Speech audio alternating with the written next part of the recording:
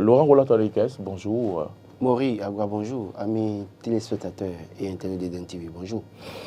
Alors, on revient dans les colonnes des journaux, on va dire à la une des journaux où nous avons parlé de Matin Libre, Le Clairon, Libération, Dynamisme Info, 4 Vérités, beaucoup de journaux, mais permettez-moi de parler de la situation du moment. C'est bien cette rencontre entre le président Patrice Talon et le président du Nigeria. Vous savez quand même qu'après l'investiture, nous avons eu chaud désormais, nous, du moins nous avons chaud désormais en ce qui concerne le prix du carburant, de contrebande, et aussi où les Béninois doivent s'aligner les uns derrière les autres dans les stations et services. Le président Talon qui enfin rencontre le président nigérien Tinubu, c'est une bonne nouvelle pour le Bénin.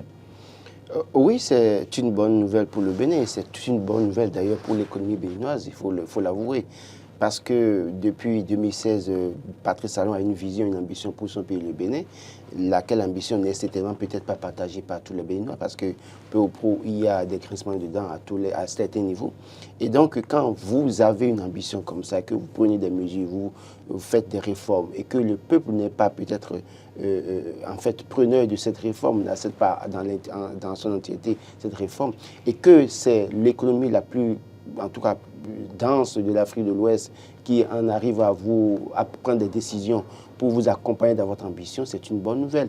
Vous savez, quand nous regardons l'économie du Bénin et que nous regardons un peu les problèmes que nous avons à un moment donné, notamment les produits pétroliers, et qu'il vous souvienne que, oui, l'essence de contrebande que nous avons, c'est de l'essence qui est issue de la fraude, en réalité, au Nigeria.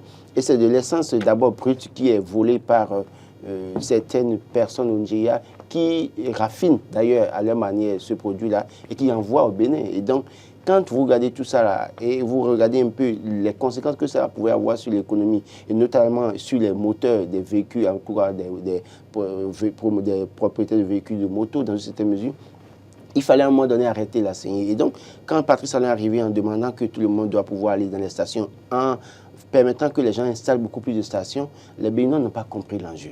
Et maintenant, Tinubu qui vient, qui décide maintenant de mettre fin. D'ailleurs, le Nigeria qui exportait le produit brut pour en racheter le produit raffiné et qui devait subventionner, arrête parce que désormais il y a une raffinerie au Nigeria et donc ça va participer à l'éclosion, en tout cas à renforcer l'économie nigériane. Et donc, d'ailleurs même il y a quelques jours, vous avez dû constater que 12 raffineries illégales ont été détruites. Voilà, lesquelles raffineries étaient installées par des personnes qui raffinaient le produit brut pour envoyer le produit de contrebande au Bénin. Donc quand on voit tout ça et que Patrice Talon se retrouve face à un chef d'État qui décide de ne plus subventionner ce produit dans son pays et qui décide de renforcer son économie, quelque part le Bénin en profite. Et donc c'est normal, d'ailleurs, les deux personnalités ont un parcours atypique, c'est-à-dire que c'est des hommes d'affaires qui finalement ont accédé au pouvoir d'État, donc les visions ne seront pas pour autant différentes dans une certaine mesure. Et là, c'est toute la chance pour le Bénin, l'économie béninoise, parce qu'aujourd'hui, d'ailleurs, même Tinubu qui décide maintenant de rouvrir largement les frontières du Nigeria pour permettre à ce que tout soit, en tout cas, exporté vers le Nigeria, en tout cas, la grande partie. Et d'ailleurs, ils ont dit, ce qui sera interdit au Nigeria sera interdit au Bénin. Mais en termes d'importation ou d'exportation de véhicules et autres, là, les Béninois peuvent reprendre. Parce qu'à ce niveau aussi, il faut préciser que à part depuis l'avènement de Bouhari et puis depuis le 2007, il y a eu un problème à ce niveau. Les gens n'arrivaient plus à envoyer des véhicules, il y a un certain nombre de produits. Aujourd'hui, le champ est libre maintenant. C'est une très bonne nouvelle. Une très bonne nouvelle. Donc, pour les hommes d'affaires. Ceux qui sont dans ce secteur, qui avaient du mal à envoyer un certain nombre de choses au Nigeria, aujourd'hui vont reprendre leurs activités et ça va contribuer à renforcer l'économie béninoise aussi. Donc, l'un dans l'autre, c'est-à-dire que nous, peut-être propriétaires de motos ou de véhicules à 2 roues, à 4 roues, 3 roues, on va grincer les dents. Mais au fond, ça participera à renforcer notre économie. Et c'est pourquoi je dis aujourd'hui que l'État aussi béninois devrait aussi jouer sa partition. Oui. Au-delà de ce que nous avons des difficultés aujourd'hui, l'essence de contrebande d'aujourd'hui, c'est à 800 francs. Vous l'avez acheté à 800 francs. Dans les stations, c'est 650 francs. Donc, quand vous avez la patience nécessaire, vous pouvez l'acheter à 650. Dans les stations, si vous êtes pressé, vous êtes obligé de prendre l'essence de contrebande à 800 francs. Et d'ailleurs, vous savez qu'à ce niveau, la qualité n'est pas la meilleure. Donc, il y a ça. Maintenant, je souhaiterais que l'État accompagne maintenant les citoyens en renforçant, en subventionnant ce produit et permettant à ce que ce produit revienne peut-être à 550 francs au niveau des stations. Maintenant aussi, vous savez, quand vous prenez le long de nos tronçons, de nos voies pour aller dans le Bénin septentrional, ou bien dans l'ouest, ou bien à l'est du côté de Kétou et autres, vous allez constater que malheureusement, il n'y a pas beaucoup de stations. Des gens ont ouvert des stations quand vous prenez le tronçon Alada, Boycon, Dassa, Savay, Parakou. Beaucoup de stations avaient été ouvertes à ce niveau. Mais puisque les Béninois ne vont pas dans les stations, beaucoup ont été fermées. Donc il va falloir aussi apporter un souffle à ces promoteurs de stations, leur donner, même s'il faut leur donner des produits, les produits peut-être à crédit au niveau des stations. Il faut faire l'effort de donner des produits à ces stations. Afin de les relancer. Afin de les relancer dans une certaine mesure. Donc, on leur donne des produits. Puisque c'est des gens qui ont engagé des dépenses, qui ont eu des problèmes certainement. Ils ont eu de chutes.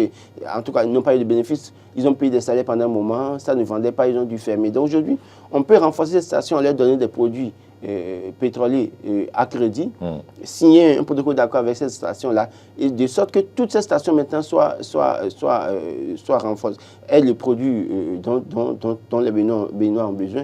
Et ça va permettre à ce que désormais tout le monde aille dans les stations. Quand on aura fini de faire ça, je crois qu'on peut maintenant déclarer la guerre contre ceux qui font les centres de contrebande. Mais à ce niveau aussi, je pense sincèrement que il faut peut-être organiser une rencontre. Le chef de l'État ferait mieux de rencontrer tous ces importateurs de produits pétroliers, de contrebande, bien évidemment. Je sais qu'ils sont des gros bonnets qui sont dans la famille politique UPR. C'est un secret de polichinelle. À savoir, c'est les gros bonnets de ce trafic-là qui sont dans la formation politique. D'ailleurs, même qui ont été maires et qui après sont devenus députés. Donc, ces personnes, il va falloir, et ces personnes peut-être ont déjà fait une fortune dans ce secteur. Mais il y a d'autres personnes, d'autres jeunes qui n'ont pas trouvé d'emploi, qui ont dû se résoudre à faire ce travail parce que, étant employé ou peu au cours de terre, quelqu'un qui vend les centres de contrebande. Donc, je pense qu'il faut organiser une rencontre avec ces personnes-là. Le chef de l'État ferait mieux de les rencontrer très vite, discuter avec ces personnes et voir quelle est la porte de sortie désormais. Parce que si on arrête aujourd'hui les centres de contrebande, je parie que c'est tout au moins au bas 1 million, 2 millions, 3 millions de personnes qui en souffriraient dans le pays. Donc, il faut trouver le moyen d'écouter les grands importateurs, discuter avec eux pour voir dans quelle mesure on peut trouver une porte de sortie, une solution, notamment pour que les Béninois, certains Béninois ne se trouvent pas au chômage ou en difficulté de survie. Parce que ce que vous savez, M. Boni avait demandé à ce que ces importateurs se mettent en regroupement et aident. Il a parlé de mini-station. Voilà.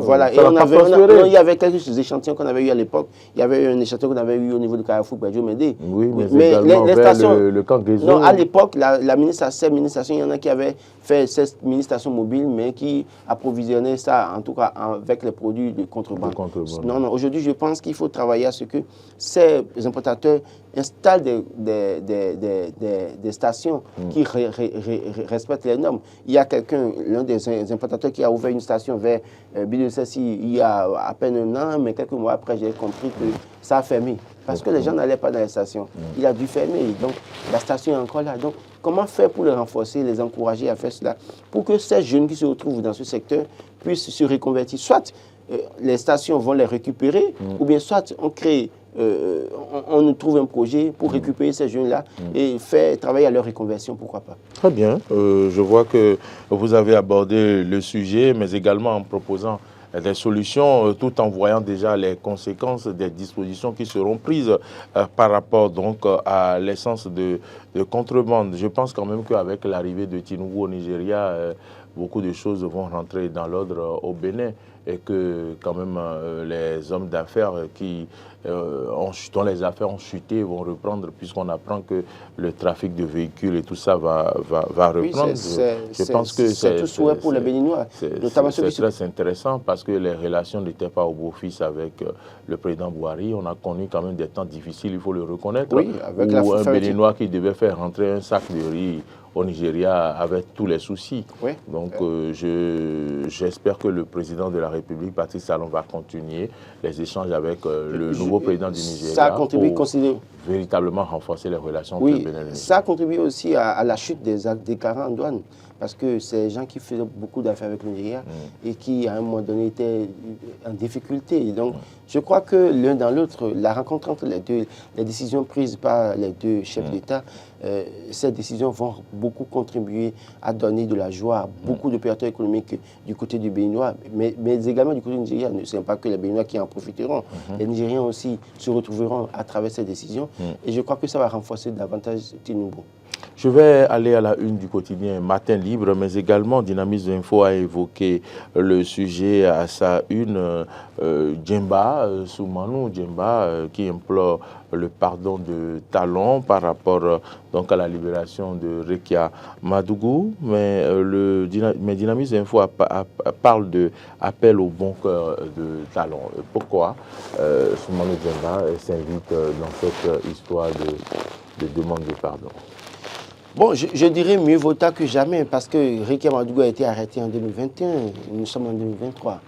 On a observé de ce côté-là un silence radio à un moment donné. Et donc, on se pose la question de savoir, vous faites bien de poser la question, pourquoi il s'invite dans le débat maintenant.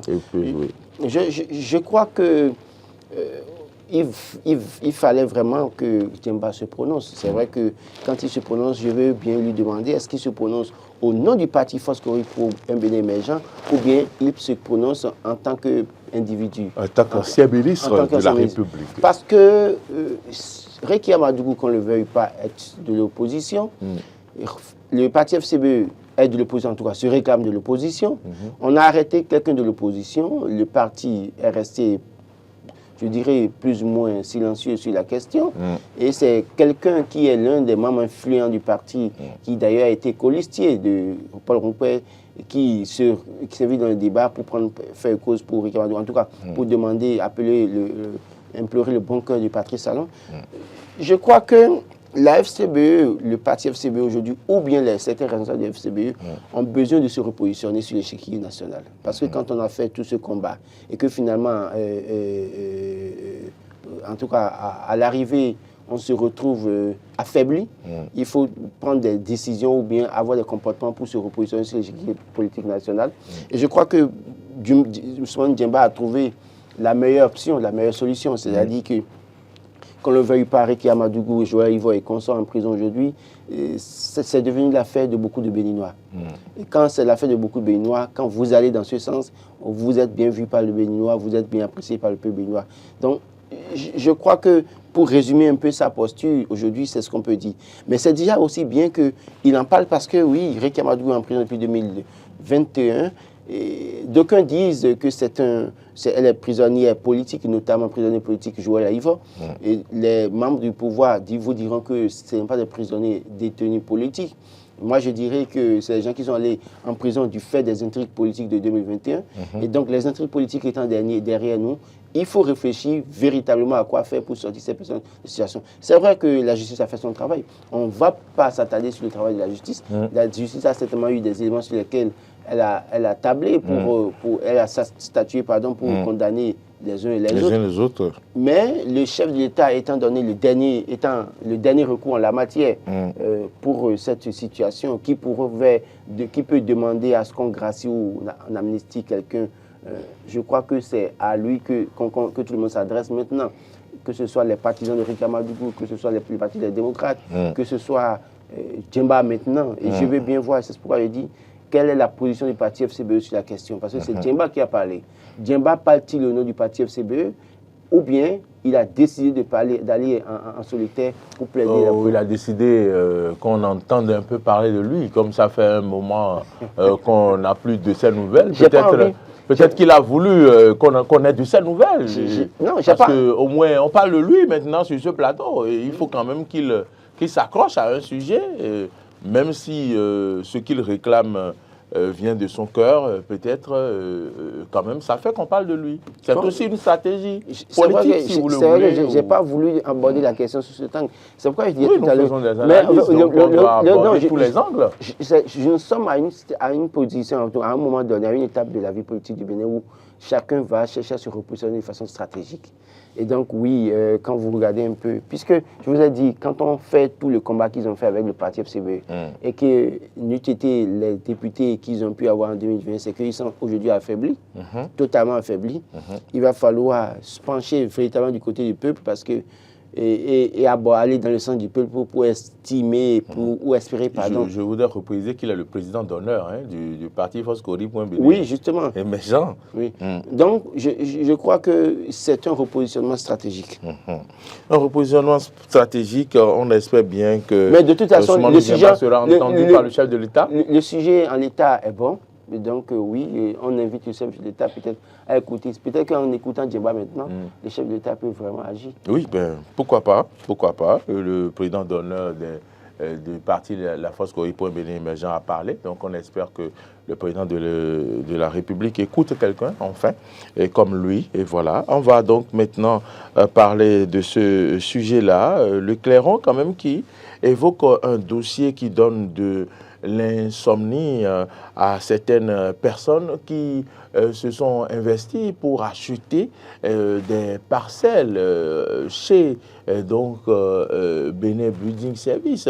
Le journal écrit désespéré, les victimes appellent le chef de l'État au secours. Est-ce que vous savez à peu près ce qui se passe, vous qui quand même essayez de comprendre le phénomène, vous qui avez des informations et qui souvent essayez de comprendre ce qui se passe, dites-nous, qu'est-ce qui se passe avec finalement cette structure-là? Non, je crois que ce matin, le Clairon parle de Bénin Building Service, mais ce n'est pas que cette société. Il y a beaucoup de sociétés, juste parce qu'on ne prendra pas le risque peut-être de citer les sociétés sur ce plateau. Mais toujours est-il que s'il y a des victimes qui appellent le chef d'État au secours, c'est qu'il y a un problème. Et je crois qu'il y a 2 semaines, on a abordé la question sur le forum de rédaction. Et la stratégie, c'est que les gens vendent des parcelles à des Béninois.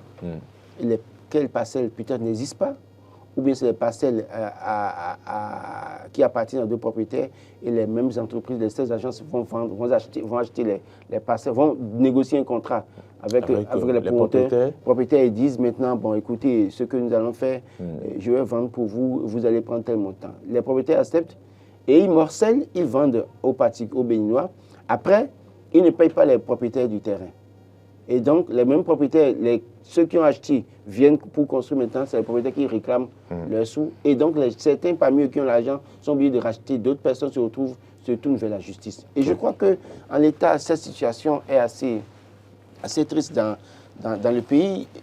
Il y a beaucoup d'agences immobilières, en tout cas sociétés immobilières, qui font ça dans le pays. Je crois que les gouvernants doivent prendre leurs responsabilités. Je crois qu'il y a quelques jours, on demandait ici que l'État prenne ses responsabilités, fasse le ménage au sein de ces agences immobilières, essaie de voir qu'est-ce qui ne va pas.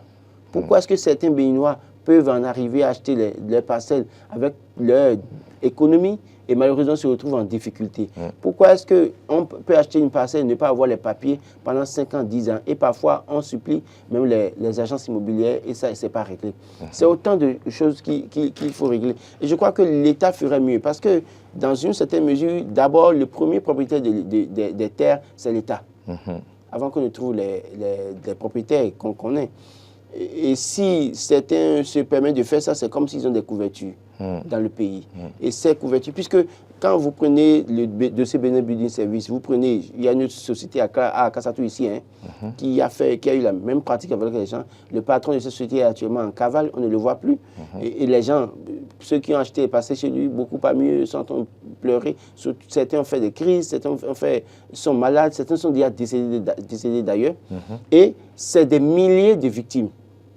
On a dénoncé ici ces services dans ce pays. On a vu comment le procès s'est déroulé. Donc, si des gens continuent d'opérer dans le domaine foncier sans être inquiétés et se croire tout permis, l'État ferait mieux de prendre ses responsabilités pour arrêter la CN. l'État doit pouvoir prendre ses responsabilités et opérer aussi des réformes dans ce secteur, puisque je proposais ici que, en fait, normalement, il faut d'abord répertorier les agences immobilières qui vendent des domaines au Bénin. Essayer de réorganiser la création d'agences immobilières. C'est pas parce que vous avez acheté 2 parcelles à Kassato et que vous avez les 2 parcelles là que vous allez créer une agence immobilière pour dire que vous vendez parcelles. D'abord, avant que vous ne créiez une agence immobilière, on doit s'assurer que vous avez au moins une centaine d'hectares quelque part, avec les papiers authentiques qui montrent que vous êtes le véritable propriétaire. Et à ce titre, on peut vous accepter. Parce que malheureusement, la création d'entreprise de lieu, c'est quoi? Avec 17 000 francs en ligne, vous créez votre entreprise. Donc, en une demi-journée, vous créez ça. Et donc, les gens vont créer leur entreprise, finalement, avec 17 000 francs. Et après, essayer de faire une enseigne publicitaire, louer un local et commencer la publicité. Et beaucoup de Béninois tombent dedans. Il faut faire le ménage à ce niveau et s'assurer que les parcelles qui sont vendues sont véritablement des parcelles qui appartiennent à ces responsables d'agences immobilières qui font cette publicité-là. En l'état, si on ne commence pas à faire le ménage à ce niveau, on va protéger beaucoup de Béninois.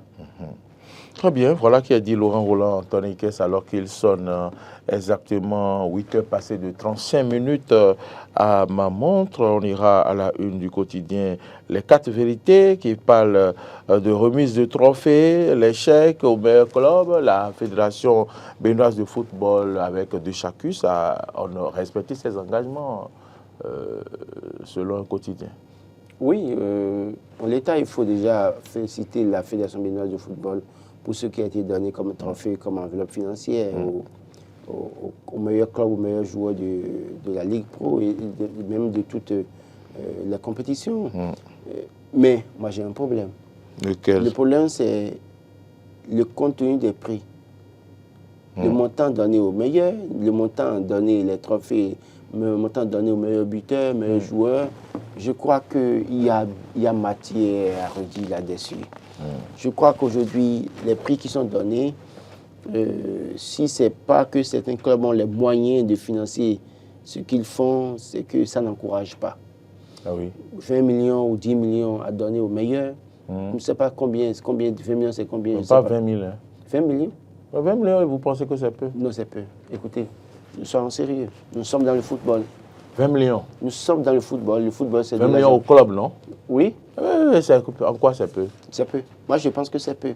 Quand on donne 500 000 francs au meilleur buteur d'une compétition, c'est 40 matchs quand même. 500 000 francs. Il faut diviser 500 000 par 40? Non, je crois que ce que je dis, je crois que c'est ce que je dis ce matin, beaucoup de sportifs vont partager. Le meilleur buteur devrait prendre combien? Non. D'abord, meilleur buteur. Faites des propositions.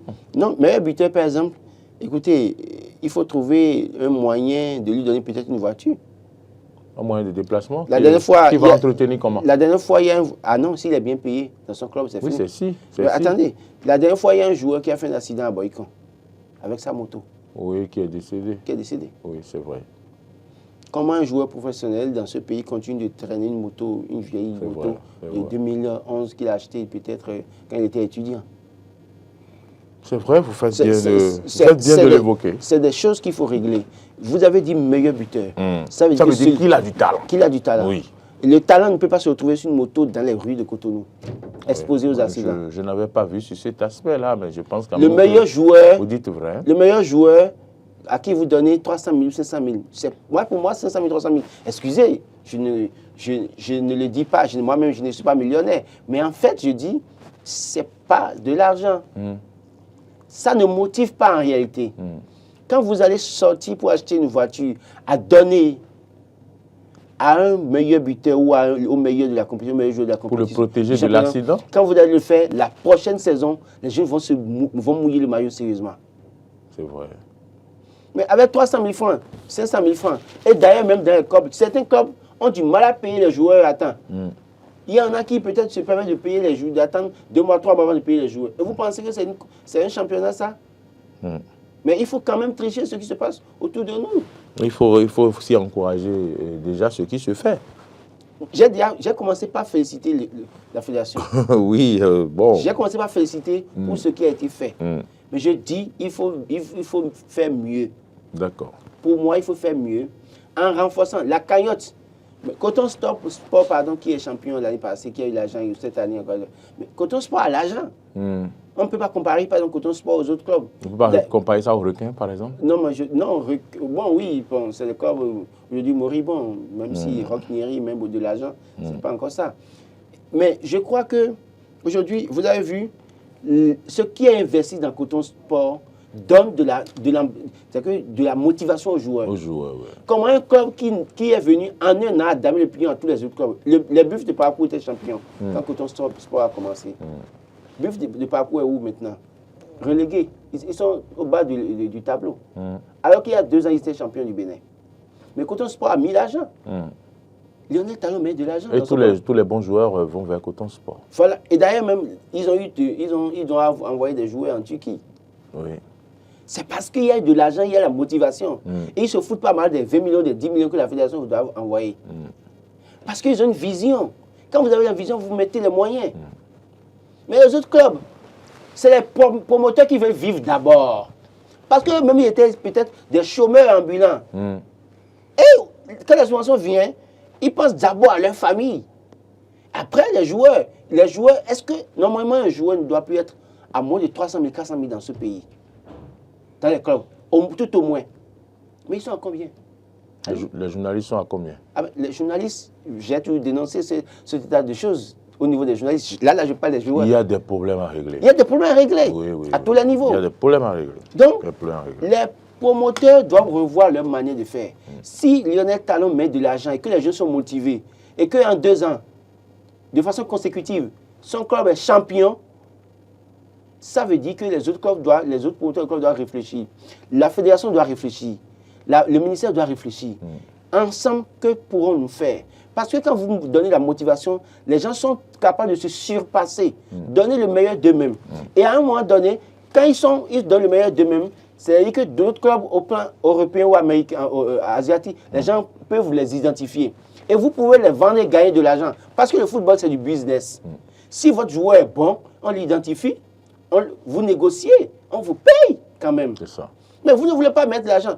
Combien sont-ils à trouver les clubs à partir? Il n'y en a pas mieux. Il y a le jeune là qui se promène derrière les Gungu à Cotonou. Il a trouvé le club où il est parti en Europe. Il en a fait quoi?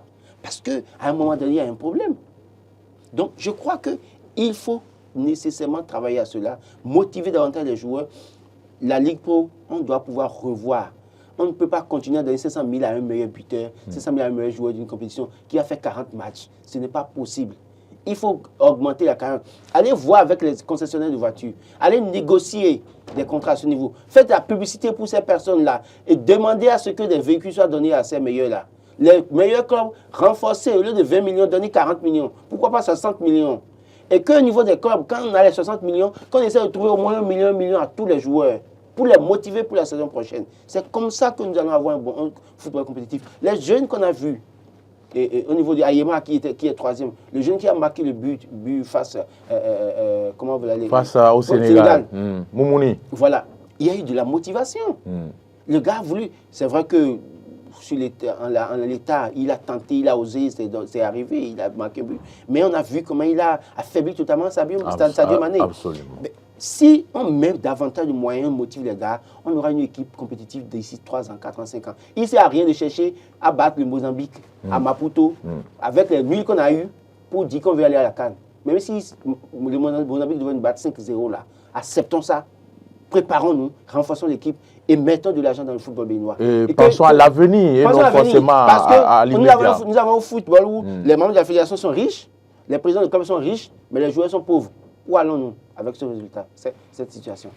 Merci Laurent Roland-Tonneikes, mesdames, messieurs. Merci à vous aussi de nous avoir suivis avec beaucoup d'attention. Merci à tous ceux qui nous suivent tous les matins et qui continuent de nous suivre tout au long de la journée sur nos plateformes, surtout cette rubrique analyse.